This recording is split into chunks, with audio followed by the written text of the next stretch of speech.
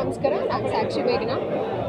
ತುಂಬಾ ಖುಷಿ ಆಗ್ತಿದೆ, ಯಾಕೆ ಅಂದರೆ ಎಲ್ಲ ಪ್ರೀಮಿಯರ್ ಶೋಗೂ ಹೋಗ್ತೀವಿ, ಎಲ್ಲ ಕಲಾವಿದರು ಸಿನಿಮಾ ನೋಡ್ಕೊಂಡು ಬಂದು ಏನು ಹೇಳ್ತೀವಿ, ಸಕ್ಕತ್ತಾಗಿದೆ ಸಿನಿಮಾ ಅಂತೂ ಚಿಂದಿ, ಎಲ್ಲರೂ ಬನ್ನಿ ಥಿಯೇಟ್ರಿಗೆ ನೋಡಿ ಅಂತ.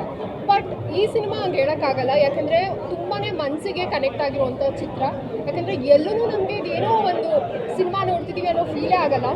ಅವರ ಒಂದು ಹಳ್ಳಿಗೆ ಕರ್ಕೊಂಡು ಹೋಗಿ ನಮ್ಮನ್ನು ಪ್ಲೇ ಮಾಡ್ಕೊಂಡು ಹೋಗ್ತಾರೆ ಅಂಥ ಒಂದು ಬ್ಯೂಟಿಫುಲ್ ಸಿನಿಮಾ. ಅಂದರೆ ಕ್ಯಾರೆಕ್ಟರ್ಗಳಿಗಾಗಿರ್ಬೋದು, ಆ ಒಂದು ಹಳ್ಳಿ ಸೊಗಡಿಗಾಗಿರ್ಬೋದು, ನಾವು ಕನೆಕ್ಟ್ ಆಗ್ತಾ ಹೋಗ್ತೀವಿ ಆ್ಯಸ್ ಎ ಆಡಿಯನ್ಸ್ ಆಗಿ.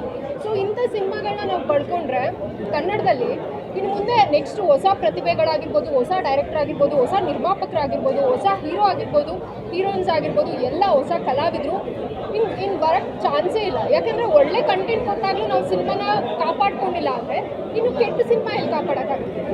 ಸೊ ನಾನು ಎಲ್ಲರ ಹತ್ರ ದಯವಿಟ್ಟು ಕೈ ಮುಗ್ದು ಕೇಳ್ಕೊತೀನಿ, ಇಂಥ ಒಂದು ಒಳ್ಳೆ ಕಂಟೆಂಟ್ ಇರೋ ಸಿನಿಮಾನ ನಾವೆಲ್ಲರೂ ಎಂಕರೇಜ್ ಮಾಡಬೇಕು, ಎಲ್ಲರಿಗೂ ಸಪೋರ್ಟ್ ಮಾಡಬೇಕಂತ ಆ್ಯಸ್ ಎ ಒಂದು ಆಡಿಯನ್ ಆಗಿ ಕೇಳ್ಕೊತೀನಿ. ಆ್ಯಂಡ್ ಒಂದು ಒಳ್ಳೆ ಕಲಾವಿದೆಯಾಗಿ ಕೇಳ್ಕೊಳಕ್ಕೆ ಇಷ್ಟಪಡ್ತೀನಿ. ಆ್ಯಂಡ್ ಅನುಷಾ ಅವರು ತುಂಬಾ ಚೆನ್ನಾಗಿ ಅವರ ಒಂದು ಪಾತ್ರನ ಅಚ್ಚುಕಟ್ಟಾಗಿ ನಿಭಾಯಿಸಿದ್ದಾರೆ. ಒಂದು ಲಾಯರ್ ಎಷ್ಟು ಒಂದು ವಕೀಲರು ಎಷ್ಟು ಒಂದು ಕ್ಯಾರೆಕ್ಟ್ರನ್ನ, ಒಂದು ಒಳ್ಳೆ ಲಾಯರ್ಗಳು ಎಷ್ಟು ಒಂದು ಕಂಟೆಂಟ್, ಒಂದು ಕ್ಯಾರೆಕ್ಟರ್, ಒಂದು ಹೀರೋನ ಎಷ್ಟು ಕಾಪಾಡಬೇಕು ಅದನ್ನು ತುಂಬ ಚೆನ್ನಾಗಿ ಸಪೋರ್ಟ್ ಮಾಡಿದ್ದಾರೆ ಹೀರೋಗೆ. ಆ್ಯಂಡ್ ಡೈರೆಕ್ಟ್ರ್ ಬಗ್ಗೆ ಹೇಳಬೇಕು, ಈ ಸಿನಿಮಾದಲ್ಲಿ ಒಂದು ಪಾತ್ರ ಮಾಡಬೇಕಾಗಿದ್ದು ಸದ್ಯ ಮಾಡಲಿಲ್ಲ. ಆ್ಯಂಡ್ ಅವರೇ ಹೇಳಿದ್ರು ನೀವು ಬೇಡ ಈ ಪಾತ್ರ ಮಾಡಬೇಡಿ ಅಂತ. ನಾನು ಸೆಡ್ ಓಕೆ ನಾನು ಮಾಡ್ತೀನಿ ಅಂತ ಅಂದ್ಕೊಂಡಿದ್ದೆ. ಆ್ಯಂಡ್ ಅವರೇ ಹೇಳಿದ್ರು, ನನ್ನ ವಾಯ್ಸ್ ಕೇಳಿಬಿಟ್ಟು ಮಾಡಬೇಡ ಸಾಕ್ಷಿ ಅಂತ ಹೇಳಿದರು. ಆ್ಯಂಡ್ ಇನ್ನೊಂದು ಖುಷಿ ಆಗಿದ್ದು ನನಗೆ, ಲಾಸ್ಟಲ್ಲಿ ಸಿನಿಮಾ ನೋಡಿದಾಗ ಅವರ ತಂದೆ, ಅಂದರೆ ಇದು ರಿಯಲ್ ಕಂಟೆಂಟ್ನ ಅವರು ಸಿನಿಮಾ ಮಾಡಿರೋದು, ನನಗಂತೂ ಬಹಳ ಬಹಳ ಖುಷಿ ಆಯಿತು. ಆ್ಯಂಡ್ ಇಲ್ಲಿ ಎಲ್ಲೂ ಡ್ರಾಮ್ಯಾಟಿಕಾಗಿ ನಾನು ಎಕ್ಸ್ಪ್ಲೇನ್ ಮಾಡ್ತಿಲ್ಲ, ನನಗೆ ಮನಸ್ಸಿಗೆ ಕನೆಕ್ಟ್ ಆಗಿರೋದನ್ನ ನಾನು ಹೇಳ್ಕೊತಾ ಇದ್ದೀನಿ. ತುಂಬಾ ಖುಷಿ ಆಯಿತು, ಯಾಕಂದರೆ ಅವರ ಜೀವನದಲ್ಲಿ ನಡೆದಿರುವಂಥ ಕಥೆನ ಹೇಳಿಯೋದು ತುಂಬಾ ಕಷ್ಟ. ಅಂಥದ್ರಲ್ಲಿ ಸಾಯಿರಾಮ್ ಅವರು ತುಂಬ ಚೆನ್ನಾಗಿ ಹೇಳ್ತಿದ್ದಾರೆ. ಆ್ಯಂಡ್ ವಿಹಾನ್ ಹೀರೋ ತುಂಬಾ ಚೆನ್ನಾಗಿ ಆ್ಯಕ್ಟ್ ಮಾಡಿದ್ದಾರೆ. ಆ್ಯಂಡ್ ಎಲ್ಲೂ ಹೊಸ ಕಲಾವಿದ, ಒಂದು ಹೊಸ ಹೀರೋ, ಹೊಸ ನಾಯಕ ಅಂತ ಅನಿಸೋದೇ ಇಲ್ಲ. ಅಷ್ಟು ಅಚ್ಚುಕಟ್ಟಾಗಿ ಸಿನಿಮಾದಲ್ಲಿ ಅವರ ಒಂದು ಪಾತ್ರನ ನಿಭಾಯಿಸಿದ್ದಾರೆ. ಆ್ಯಂಡ್ ಈ ಒಂದು ಹೆಸರನ್ನ ಹೇಳಲಿಲ್ಲ ಅಂದರೆ ಈ ಸಿನಿಮಾಗೆ ಮರ್ಯಾದೆನೇ ಇಲ್ಲ ಅಂತ ನನಗನ್ಸುತ್ತೆ. ಆ ಹೆಸರೇ ನಮ್ಮ ಯಶ್ ಶೆಟ್ಟಿ ಅವರು.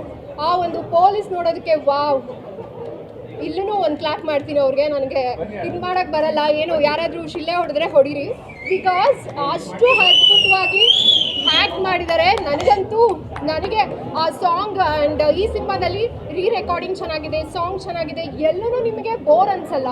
ಒಂದಷ್ಟು ಸಿನಿಮಾಗಳು ಸೆಲೆಬ್ರಿಟಿಯಾಗಿ ನಾವು ಸಿನಿಮಾ ನೋಡೋಕ್ಕೆ ಬಂದಾಗ ಆ ಒಂದು ನಮಗೆ ಗೊತ್ತಿರೋಂಥ ಡೈರೆಕ್ಟ್ರು, ಹೀರೋಯಿನ್ಸು, ಹೀರೋಗಳನ್ನ ನೋಡಿ ಸಖತ್ತಾಗಿ ಮಾಡಿದ್ದೀರಾ ಅಂತ ಅನಿಸುತ್ತೆ. ಬಟ್ ಈ ಸಿನಿಮಾದಲ್ಲಿ ಆನೆಸ್ಟಾಗಿ ಹೇಳ್ತೀನಿ, ಎಲ್ಲೂ ನಿಮಗೆ 5 ನಿಮಿಷ ಅಲ್ಲ, ಒಂದು 5 ಸೆಕೆಂಡು ಬೋರ್ ಅನ್ಸಲ್ಲ. ನಾನಂತೂ ಹಿಂಗೆ ಕುತ್ಕೊಂಡು ನೋಡ್ತಾ ಇದ್ದೆ, ಅಷ್ಟು ಚೆನ್ನಾಗಿತ್ತು ಸಿನಿಮಾ. ಆ್ಯಂಡ್ ನೀವಂತೂ ಸಕ್ಕದಾಗಿ ಆ್ಯಕ್ಟ್ ಮಾಡಿದ್ದೀರಾ, ಮಾತೇ ಇಲ್ಲ.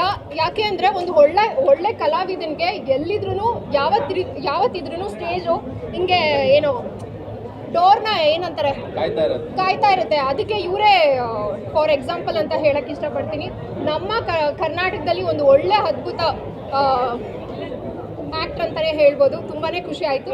ಆ್ಯಂಡ್ ನಮ್ಮ ಯಾರು ಕೋ ಆ್ಯಕ್ಟರ್, ನಾನು ಅವ್ರ ಜೊತೆ ಆ್ಯಕ್ಟ್ ಮಾಡಿದ್ದೀನಿ, ವರ್ಧನ್ ಅವರು. ವಾವ್, ನಾನು ಅದನ್ನೇ ಹೇಳ್ತಾ ಇದ್ದೆ, ಆ ಸಿನಿಮಾದಲ್ಲಿ ಏನು ಪರ್ಫಾರ್ಮೆನ್ಸೇ ಮಾಡೋದು ನನಗೆ ಕಾಣಿಸ್ತಾ ಇರಲಿಲ್ಲ. ಏನ್ರಿ ಇಲ್ಲಿ ಹಿಂಗೆ ಚಿತ್ರಾನ್ನ ಮಾಡಿದ್ದೀರಾ ಅಂತ.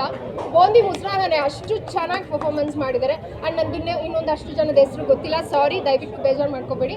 ಇಡೀ ಸಿನಿಮಾ ಒಂದು ಅದ್ಭುತವಾದ ಸಿನಿಮಾ, ಒಂದು ಮಾಸ್ ಕಂಟೆಂಟು, ಎಲ್ಲ ಏನಂತಾರೆ ಪಡ್ಡೆ ಹುಡುಗರು ಹೋಗಿ ನೋಡೋವಂಥ ಸಿನಿಮಾ ಈ ಒಂದು ಅದ್ಭುತವಾದ ಸಿನಿಮಾ. ಸೊ ನಿಮ್ಮೆಲ್ಲರ ಸಪೋರ್ಟ್ ದಯವಿಟ್ಟು ಒಂದು ಒಳ್ಳೆ ಸಿನಿಮಾಗೆ ಕೊಡಿ ಅಂತ ನಾನು ಕೇಳ್ಕೊಳ್ತೀನಿ. Thank you so much.